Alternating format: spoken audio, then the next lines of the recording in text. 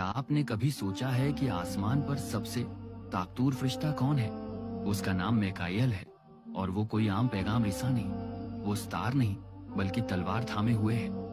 دانیائیل باب 10 میں جب ایک تاریک شہزادے نے دعا کا جواب روک لیا تو میکائیل نے آ کر راستہ صاف کیا۔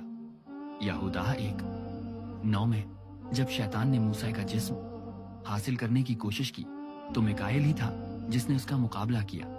اور مکاشفہ باب 12 میں جب آسمان میں جنگ چھڑ گئی تو میکائیل نے خدا کے لشکر کی قیادت کی اور اژدہے یعنی شیطان کو نیچے پھینک دیا۔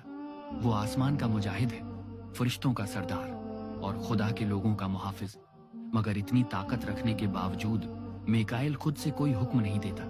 وہ احکامات کی پیروی کرتا ہے، وہ ایک ہی نام کے سامنے جھکتا ہے، کیونکہ ہر فرشتے، ہر تخت، ہر طاقت سے بلند ہے، بادشاہوں کا بادشاہ یسوع۔ میکائیل جنگ لڑتا ہے، لیکن فتح صرف مسیح کی ہوتی ہے۔ اگر آپ ایمان رکھتے ہیں کہ یسوع کے نام سے بلند کوئی نام نہیں تو لکھیں آمین۔